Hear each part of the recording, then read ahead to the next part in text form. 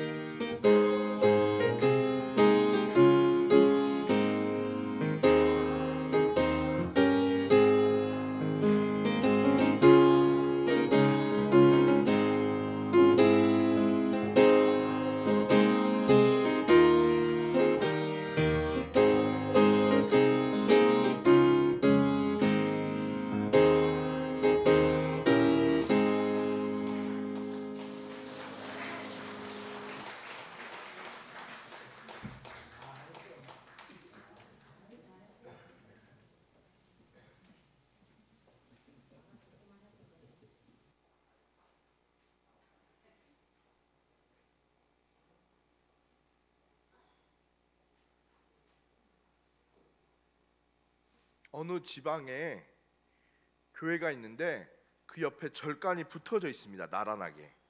그런데 절간은 조용한데 비해 교회는 조금 시끄러워서 열심히 찬양을 부르면 그 소리가 절간까지 다 넘어간다고 합니다. 그러자 절간에서도 야단이 났습니다. 승려들도 지지 않으려고 불경을 외우고 목소리가 덩달아 커지기 시작했습니다. 하루는 주지승이 승려들을 다 모아놓고 이 중에 누가 대표로 교회 가서 제발 조용히 좀 하라고 해라. 너무 시끄러워서 연불이 자꾸만 헷갈린다. 누가 빨리 좀 가라고 했습니다. 그런데 아무도 나서는 사람이 없습니다. 아니, 교회 가는 것이 뭐가 무섭다고 그렇게 두려워하느냐? 이렇게 하자 한 동자승이 일어나서 말하기를, 주지스님, 제가 대신 십자가를 지겠습니다. 이렇게 했다고 합니다. 십자가면 여러분은 무엇을 생각하십니까? 그렇습니다. 교회의 상징이신 예수 그리스도이고 그리스도인의 의미입니다. 아프리카 대륙의 북동부에 있는 에티오피아라는 나라가 있습니다. 주 3세기부터 그리스도교를 신봉한 나라였는데 전 인구의 3분의 2 이상이 기독교인이며 매년 세례식을 할 때면 공동으로 세례를 한다고 합니다. 그 나라에는 특별히 민족의 절기인 추석과 같이 마스칼이라는 큰 명절이 있는데, 이 마스칼은 에티오피아 말로 십자가의 재발견이라는 뜻입니다. 비록 경제 수준은 낮지만 예수님이 지셨던 십자가를 발견하는 날이고 매년 온 국민이 큰 명절로 지키다 보니 그 전통과 그 신앙이 얼마나 아름다우겠습니까? 십자가는 처음에는 무서운 죄를 지은 죄인이 달려 죽었던 사형수의 틀이었습니다. 예수님 시대에 십자가를 진 사람은 저주를 받은 자라고 생각했습니다. 구경거리 십자가 형틀에 사형당한 사람들의 모습을 본 사람들은 경각심을 가졌을 것입니다. 나는 저렇게 죄를 지으면 안 되겠다. 내가 저 형틀에 달리는 일은 없어야겠지. 이런 생각을 했을 것입니다. 단지 많은 사람들은 경각심을 일깨워주기도 하고 또 누구에게 그저 단순한 구경거리로 생각했던 사람들이었을 것입니다. 재수가 없어서 매달려 죽은 거라고 별 볼 일 없이 생각하는 사람들도 있을지 모릅니다. 우리도 그때 그 당시의 사람들이었다면 아마 이렇게 생각했을 것입니다. 그러나 십자가의 의미가 무엇입니까? 사람은 죄를 짓습니다. 날마다 죄를 지고 태어나서 죄가 깨끗하게 속잠을 받지 못하면 죄의 싹슨 사망으로 모든 사람이 죽을 수밖에 없습니다. 그러나 죄 없으신 유일하신 한 분, 하나님의 아들 예수 그리스도가 우리 이 땅에 인간으로 오셔서 인간인 우리의 죄를 짊어지시고 대신 죽으셨습니다. 예수 그리스도의 보혈로, 그리고 믿고 회개하는 자는 집안, 학벌, 배경, 재산과 관계없이 그 누구든지 구원을 얻고 하나님의 자녀가 되는 영생을 누리는 권세를 얻게 되었습니다. 단 한 번 예수 그리스도의 죽으심과 부활로 말이지요. 그 십자가에 누가 달렸습니까? 누가 죽어야만 했습니까? 바로 우리입니다. 그 저주받은 형틀에 우리가 달려 죽었어야만 했다는 것이지요. 그러므로 십자가는 그곳에서 죽지 않은 다른 사람에게 단순한 구경거리나 경각심을 일깨워주는 것이 아니라 자기가 달려 죽어야 할 그곳이라는 사실입니다. 십자가를 볼 때마다 우리는 내 대신 죽어 짊어주신 그리스도를 생각하지 않을 수 없는 것입니다. 십자가를 볼 때마다 교회를 먼저 떠올릴 것이 아니라 내가 죽어야만 했고 죄인이었던 것을 먼저 생각나게 하고 나는 얼마나 편협하고 옹졸하고 교만하고 어리석은 죄인인가를 숙고해야만 했습니다. 그리고 그 죄를 위해 그리스도께서 나를 위해 죽으셨다는 사실을 깨닫는 것, 그것이 바로 십자가를 사는 성도의 모습인 것입니다. 두 번째로 십자가를 생각할 때, 오늘 본문에 나올 때 사도 바울의 자랑을 말하지 않을 수밖에 없습니다. 바울은 지식과 재능이 많은 사람이었습니다. 바울은 유태인으로 태어나 유대인 교육을 엄격하게 받아온 사람입니다. 그는 유대교의 규범과 율법의 이해도도 높았으며 그로 인해 바울은 유대교 신앙을 깊이 이해하고 있었습니다. 그렇기 때문에 바울은 예수님을 반대했습니다. 바울은 예수님과 제자들을 척결하고 그들이 전하는 복음을 막으려고 했습니다. 그러나 바울은 다메섹으로 가다가 예수를 믿는 성도들 잡으러 가는 그 길에서 빛으로 오신 부활하신 주님을 만나게 되었습니다. 이후 자신의 삶을 바꾸기로 결심했습니다. 그리스도인이 자랑할 수 있는 것은 오직 십자가뿐입니다. 그렇기 때문에 바울은 자신의 업적과 능력을 결코 자랑하지 않았습니다. 바울은 많은 업적을 이루었습니다. 그는 3차 전도 여행을 통해 유럽과 소아시아 지역에 복음을 전했고 로마 제국에 살아있는 사람들에게 복음의 씨앗을 뿌렸습니다. 또한 신약 성경 절반을 기록하기도 하였습니다. 그러나 그는 이러한 업적과 능력을 결코 자랑하지 않았습니다. 바울이 자랑한 것은 오직 십자가의 은혜였습니다. 그는 십자가의 은혜로 인해 살았고 구원받았으며 직분과 사명을 받았습니다. 그는 십자가의 은혜로 모든 것을 감당해 왔고 십자가의 은혜를 결코 잊지 않았습니다. 그리고 십자가의 은혜로 살았기에 진정한 그리스도인은 오직 십자가의 은혜를 자랑하는 성도인 것입니다. 우리 모두는 바울을 자랑을 본받아야 합니다. 우리는 자신의 업적과 능력을 자랑하지 않고 오직 십자가의 은혜와 모든 것을 감당해야 됩니다. 바울의 삶은 우리에게 큰 교훈을 주며 그 교훈을 통하여 우리는 하나님의 사랑과 은혜를 더 깊이 이해할 수 있습니다. 십자가 하면 이게 또 떠오르더라고요. 어떤 게 떠오르냐면 바로 지옥의 은혜입니다. 이 말은 하나님께서 우리를 용서해 주시며 우리의 범한 죄를 지워 주신다는 비유와 같습니다. 존 브루크만은 지난 2000년 동안 위대한 발명품 121가지를 소개했습니다. 이 발명품에는 인쇄술도 있고요, 전기도 있고요, 비행기, 컴퓨터, 인터넷 등이 포함되어 있습니다. 그런데 한 가지 딱 의외스러운 것이 뭐가 있냐면 그 발명품 중에 지우개도 포함되어 있다는 것입니다. 지우개를 발명하면서 비로소 인류 문명의 기록의 문화에 획기적인 일이 발생했다는 것이죠. 음악가나 화가들이 지우개를 통해 작품을 개선하고 완성도를 더욱 높일 수 있었다는 것입니다. 이러한 발표는 지우개 역할 덕분이었습니다. 이와 같이 우리 인생에도 지우개는 매우 중요한 역할을 하게 됩니다. 모두가 실수를 범하게 되면 우리의 삶에 다양한 문제와 어려움이 따르기 마련입니다. 하지만 예수님의 십자가는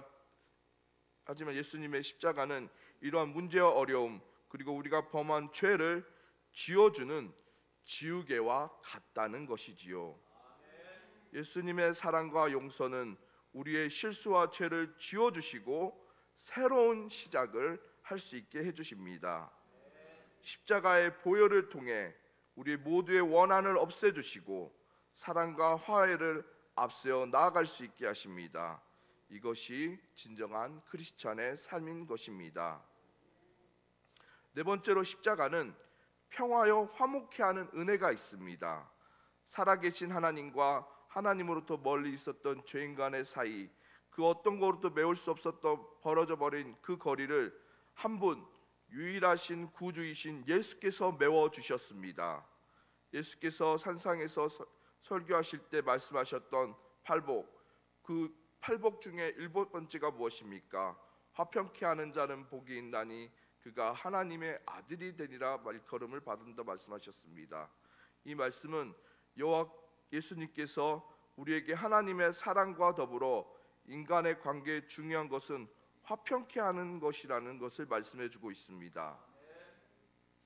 사람들은 자연스럽게 갈등을 만들고 분쟁을 일으키지만 화평을 이루는 일은 매우 드문 일이고 어려운 일입니다. 그러나 우리는 이것이 하나님의 뜻이고 예수께서 그분의 손해를 보시고 고난을 당하시며 희생하셨기에 우리도 이것을 따라야 됩니다. 이렇게 됐을 때 우리는 하나님의 자녀라는 칭호를 받게 되며 하나님의 뜻을 이루는 도구가 됩니다. 그리고 우리는 이러한 행동을 통해서 진정 하나님의 자녀가 되기 위해 노력해야 됩니다. 우리가 화평케 하지 않으면 분쟁이나 분란을 한 사람이 소외되고 적대감을 일으킬 수 있습니다. 그러나 우리가 서로 사랑하고 화목을 이룬다면 우리는 하나님의 사랑을 나누며 하나님의 뜻을 이루는 도구가 됩니다. 우리가 화평을 이루기에 헌신하며 그리스도께서 화평케 하신 것처럼 우리도 이를 따라야 됩니다. 이러한 행동을 통해 우리는 하나님의 참 자녀로 칭찬받는 사람이 되어 하나님의 뜻을 이룬 도구가 될 것입니다. 결국 십자가는 우리 삶에서 큰 변화를 가져오는 것입니다. 십자가는 우리에게 후퇴가 아니라 전진이라는 의미가 있습니다.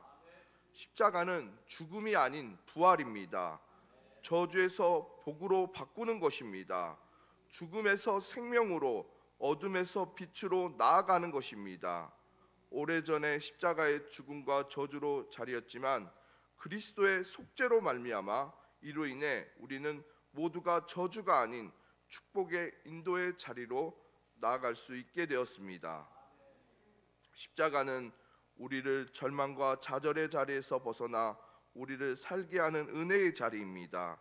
우리가 십자가를 통해 묵상하며 회개하며 실제적인 체험을 하며 살아갈 수 있습니다.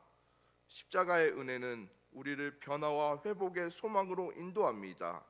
우리의 삶 가운데 우리가 드러나지 않는 부분에서 편협함과 아집, 용서하지 못함과 나태함의 모습이 있을 수 있습니다.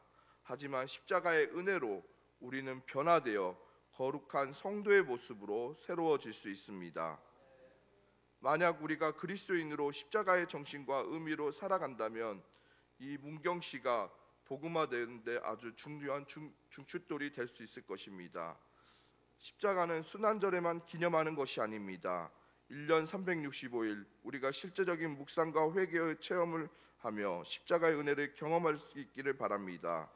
만약 우리가 십자가의 의미를 깊게 이해하고 그 의미를 우리 삶 속에 적용한다면 우리는 자연스럽게 하나님의 뜻을 이루는 삶으로 살아갈 수 있을 것입니다.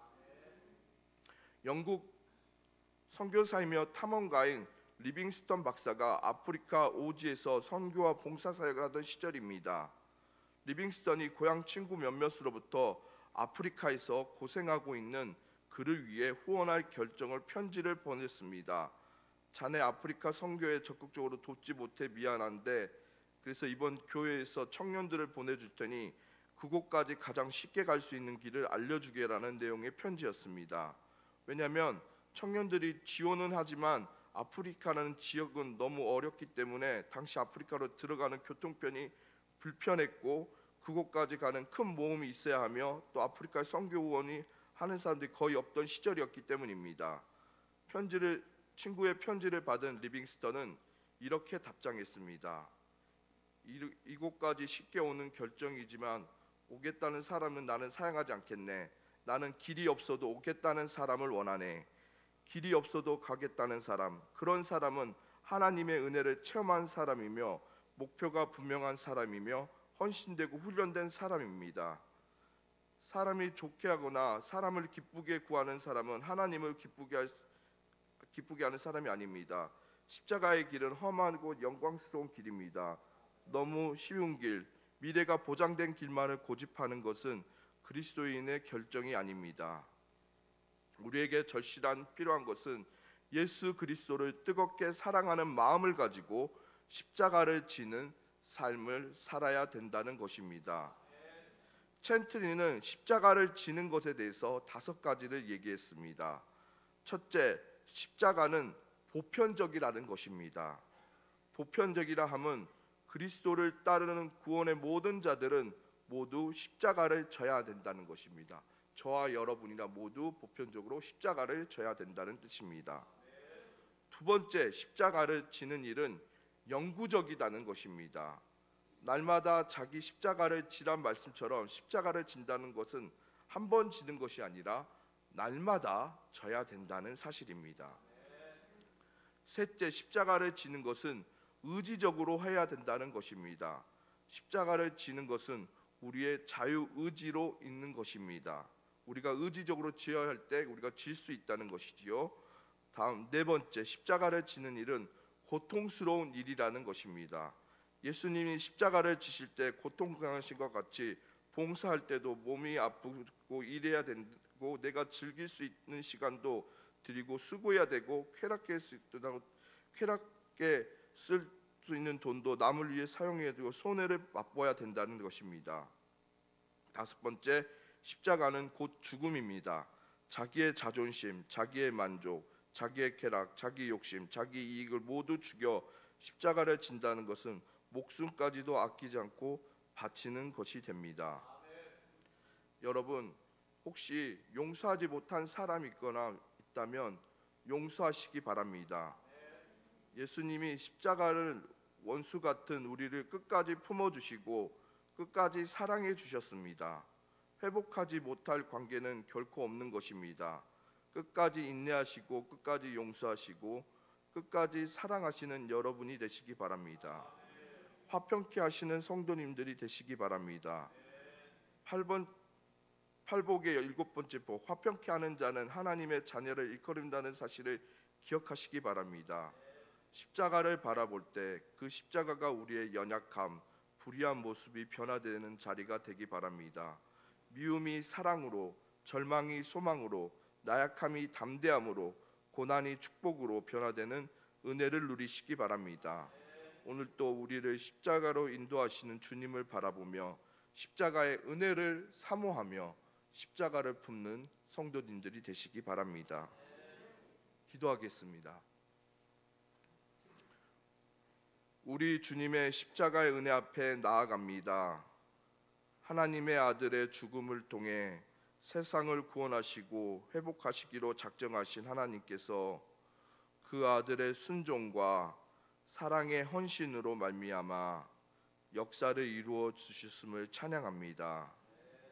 우리에게 자기 십자가를 지고 나를 따라오라 말씀하신 주님의 음성을 허락하였으니 오늘 우리의 삶 속에 십자가가 지식이 아니라 능력이 되게 하시고 생각에 머무는 십자가가 아니라 삶 속에서 체험되어지는 하나님의 풍성한 능력이 되게 하여 주시옵소서. 십자가를 바라보며 나아갑니다. 십자가로 더 가까이 나아가기 원합니다. 십자가를 지나 부활의 영광을 체험하며 영원한 생명의 능력을 체험하기 원합니다. 이번 고난주간 험한 십자가를 붙드는 시간이 되게 하여 주시옵소서. 예수님의 이름으로 기도합니다. 찬송가 250장입니다.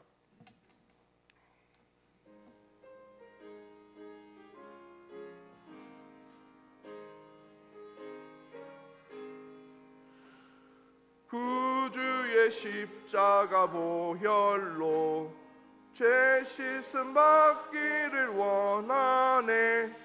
내 죄를 씻으신 주 이름 찬송합시다. 찬송합시다. 찬송합시다. 내 죄를 씻으신 주 이름 찬송합시다. 죄악을 속하여 주신 주 내 속에 들어와 계시네. 십자가 앞에서 주 이름 찬송합시다. 찬송합시다. 찬송합시다. 내 죄를 씻으신 주 이름 찬송합시다. 주 앞에 흐르는 생명수 날 씻어 정하게 하시네. 내 기쁜 정성을 다하여 찬송합시다. 찬송합시다. 찬송합시다. 찬송합시다. 내 죄를 씻으신 주 이름 찬송합시다.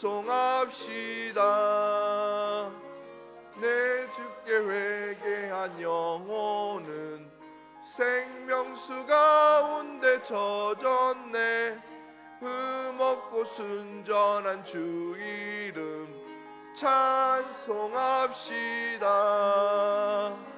찬송합시다. 찬송합시다.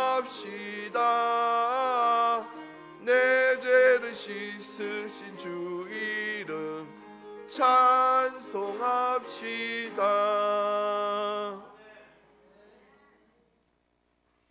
광고는 주보를 참조해 주시고요. 축도하심으로 예배를 마치도록 하겠습니다. 지금은 우리 구주 예수님의 은혜와 아버지 하나님의 사랑과 성령님의 감화 교통하심이 여기 함께 모여 주님이 주신 십자가의 은혜로 살기 원하는 모든 이들에게 영원토록 함께 하시기를 축원하옵나이다.